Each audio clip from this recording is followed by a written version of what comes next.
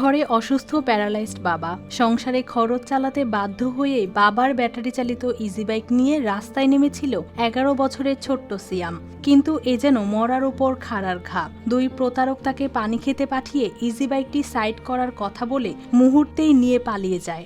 আমার প্রতিষ্ঠানের সামনে ইজি বাইক রাখছিল, ওর সাথে দুইটা লোক ছিল।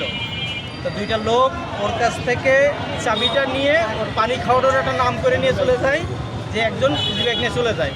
পরে ওই ছেলে ঘুরে এসে দেখে যে ইজি বাইক নাই। ঝিনাইদহের কালীগঞ্জের জনতা মোড়ে ঘটে এই ঘটনা। ভিড়ের মাঝে রাস্তায় বসে কান্না করছিল 11 বছরের সিয়াম আহমেদ। কাছে গিয়ে জানা যায় ঝিনাইদহ সদর উপজেলার পাগলাখানা এলাকার বাসিন্দা সে। 12 বছরের একটা বাচ্চা, ওর আব্বা শুনেছে যে আসলে স্ট্রোকের রোগী এবং লিভার সিরোসিসের রোগী। তো ছিনতাইকারীরা ঝিনাইদহ থেকে কালীগঞ্জে নিয়ে আসছে। প্রতিমধ্যে ওকে অনেক কিছু খাওয়ানোর চেষ্টা করেছে, কিন্তু পারেনি। কালীগঞ্জে এখানে এনে পানি খাওয়ানোর নাম করে প্রতারক চক্ররা ইজি বাইকটা এখান থেকে নিয়ে চলে গেছে। সিয়াম জানায় দুই যাত্রী তার ইজি বাইকে ওঠে। কিছু দূর যাওয়ার পর তারা তাকে পানি আনতে পাঠায়। পরে একজন ইজি বাইকটি পাশে রাখার কথা বলে সেটি নিয়ে পালিয়ে যায়। ফিরে এসে নিজের চোখের সামনে ইজি বাইক না দেখে কান্নায় ভেঙে পড়ে সিয়াম।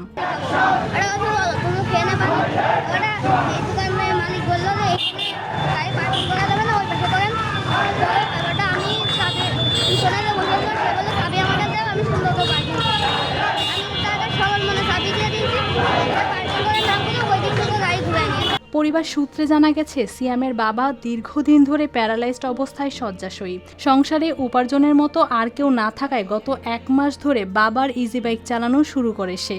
প্রতিদিন যা আয় হতো তা দিয়েই চলতো সংসার আর বাবার চিকিৎসা। বাচ্চাটার বাসা হলো ঝিনাইদহ, এর একটা ছোট ভাই আছে।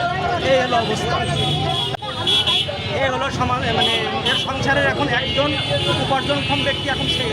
ইজি বাইক হারিয়ে এখন দিশেহারা পুরো পরিবার। শিশুটির কান্না দেখে এগিয়ে আসেন স্থানীয় অনেকেই। কেউ আর্থিক সহায়তা করেছেন, আবার কেউ চেয়েছেন প্রশাসনের সহযোগিতা।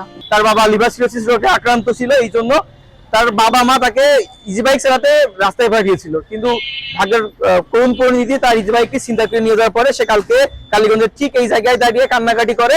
যে বয়সে বই খাতা নিয়ে স্কুলে যাওয়ার কথা, সেই বয়সেই সংসারের দায়িত্ব কাঁধে তুলে নিতে হয়েছিল ছোট্ট সিয়ামকে। আর এখন উপার্জনের একমাত্র সম্বল হারিয়ে অনিশ্চয়তায় পড়েছে তাদের পুরো পরিবার।